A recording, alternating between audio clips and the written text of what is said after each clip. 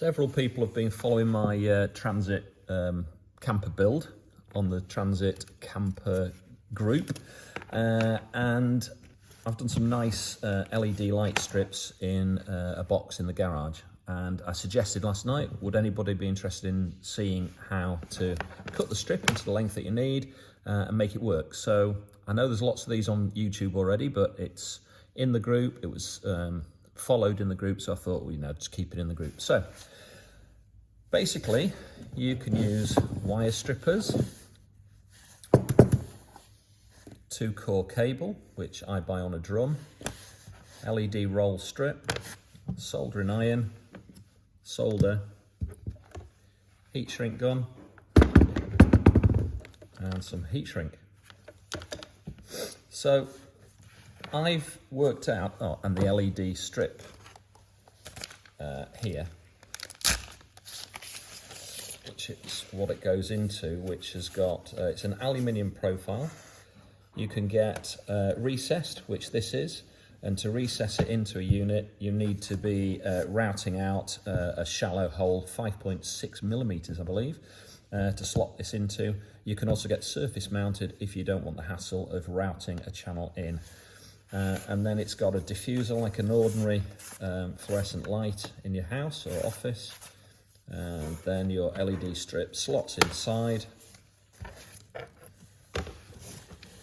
the profile, and the diffuser goes over the top. So you don't see lots of individual lights. They're nicely blurred into one continuous bead of light. So this profile here that I've got is a 1 meter length. You can buy it in 2 meter lengths, probably even more, and you can cut it down to what you need. But to save the hassle, I'm fitting it as a standard 1 meter piece. However, this comes in 5 meter rolls. You can get smaller, but it's a false economy if you're going to be doing a few. So it already comes with terminals and cables on each end, actually, so you can cut it and have one at each end. So we could just use this one, cut it to 1 meter. I've got some measure marks already on my bench, so if I roll this out, get to 1 meter and see where I need to be.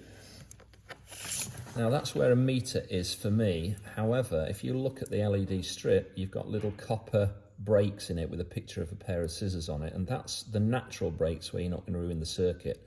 So I've got one before, that's where I need to be, and one after. So obviously it's not going to go in there too long, so I'm going to have to make it a little bit short. So I'm going to go to there and make a cut. You can use wire cutters, a Stanley knife, a pair of scissors. I'm going to use a Stanley knife to try and make it as accurate as possible to go between the scissor marks.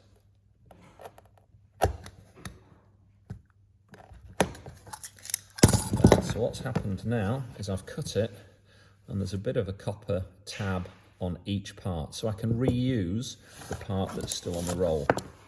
Now remember, this one's already got the terminals on the end, cut to 1 meter, so I can use that one, but I'm having 3 in my van, so I need 2 more. So that's one I can use. So now I'm going to measure 1 meter again to make the second one. Place it on the end of the bench, come to 1 meter. And again, that's a bit too long.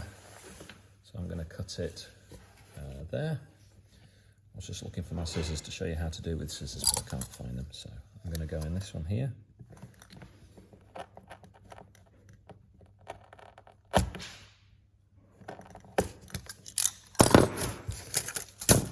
So now I've got a strip of LEDs with no cables to connect it on the end. This is a standard colour, single colour, so it's only got 2 terminals on it. It's also marked on each side of the copper, positive and negative.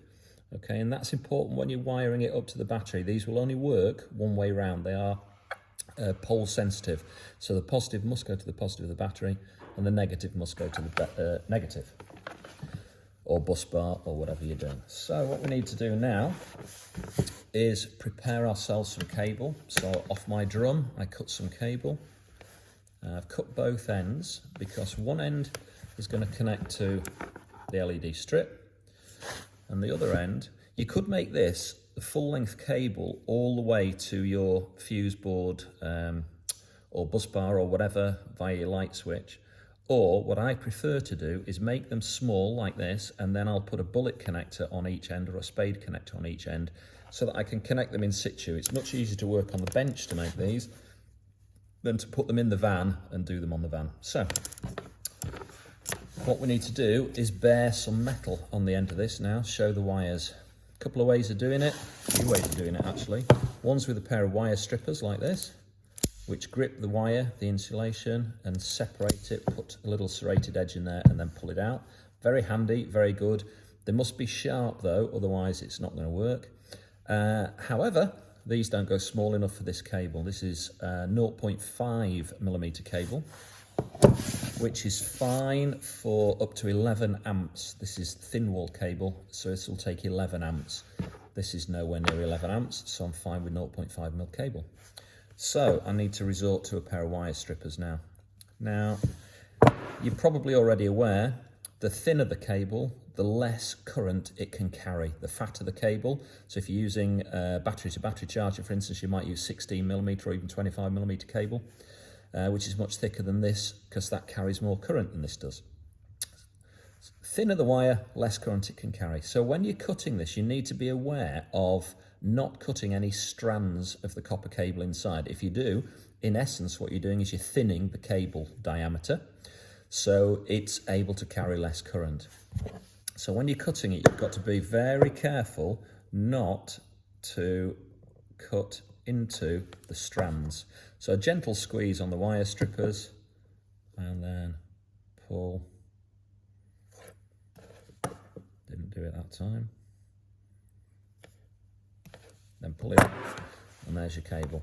You can have a quick look around the bottom to see if you've stripped any wires, but it's not too critical on LED light strips. So what I do now is I put a little twist on the wires just to keep them together. I'm going to make them both the same length. At the minute the red one's a bit longer, so I'm just going to take a few millimeters off the end and a few millimeters off the end of the black. So I've got a nice small connection which will join onto the cable here. Just going to change it again so they're exactly the same length. What I'm doing is I'm just making sure that the red and black sheathing is virtually the same length. I can go a little bit less on that.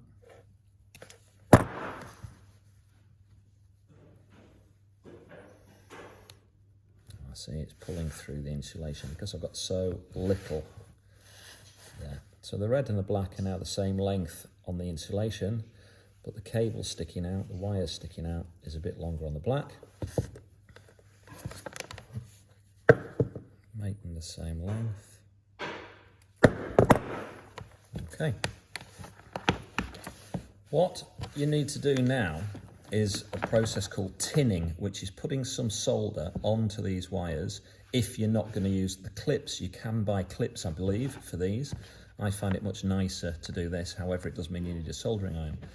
So I'm going to put a little bit of solder on that, and then a little bit of solder on these copper connectors on the LED strip, and then I can heat them together and join them together and make a good seal, good connection rather. So to tin your wires,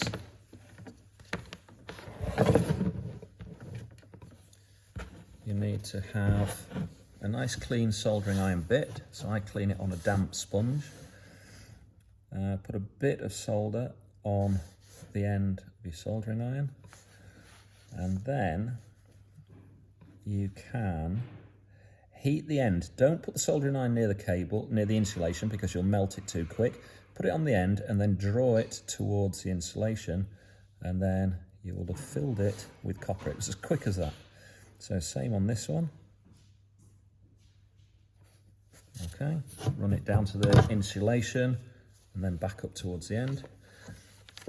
And then both of these wires now are tinned, which means joined together and have a layer of solder attached to them. Now onto the LED strip itself. You can get a couple of different types. Obviously you can get RGB, which is red, green, blue, different colours. This is standard white, as I say. You can get warm white, cool white, lots. But the important difference between the ones that I use are, this one is sealed in a rubber coating, which gives it an IP rating, which makes it slightly waterproof, better in the elements. However, in a camper van and inside the aluminium profile, there's no need to have it waterproof because it's all self-contained. So it's cheaper to buy the non-IP rated LED strips. This is all I had to hand at the moment. It's sticky on one side and it's got this coating on the other. But to get to the copper, you need to take the resin coating back a bit and reveal the copper. And it's simply just a case of peeling it to separate it like that. Okay. Now, what I would suggest is just where the strip is, just cut it off because it is quite springy and it will get in your way of attaching your cables. So all I've done is cut off the little bit of waterproofing to reveal the copper connectors on there. Okay, lay it on your bench, weight it down, stop it moving. And then you're going to tin again the copper. Now, it only takes a fraction of a second to tin it. So remember the end of your soldering iron. And in this case, you can just rub the solder that you've done onto the copper terminal, and that's done.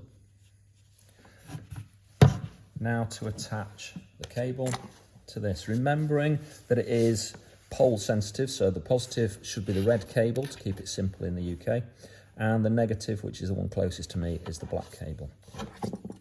So what we do now is,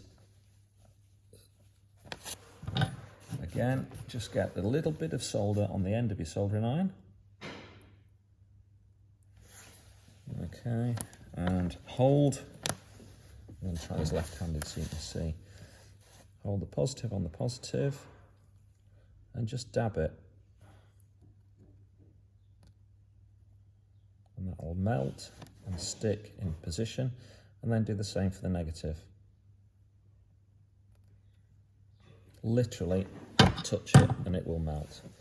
Now my cables are connected to the LED strip. So if I then connect this to the battery, it'll work.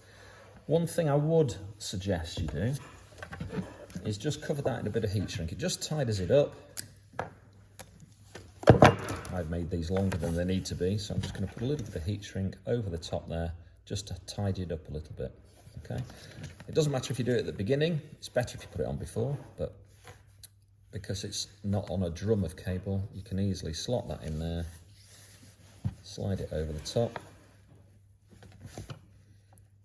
over the connectors. The reason I do this as well is because you've exposed the metal connectors there, which has got voltage on it, 12 volts. And if you're putting it inside an aluminium strip, which is conductive, there's a small chance that the adhesive might come off the back there, it might flop down inside your light, and it might short those terminals. So it's best to cover them.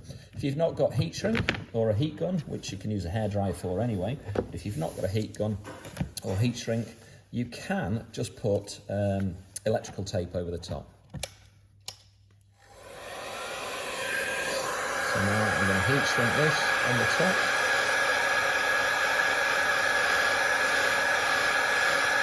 I've seen people use a lighter for doing this. Not my preferred way of doing it at all.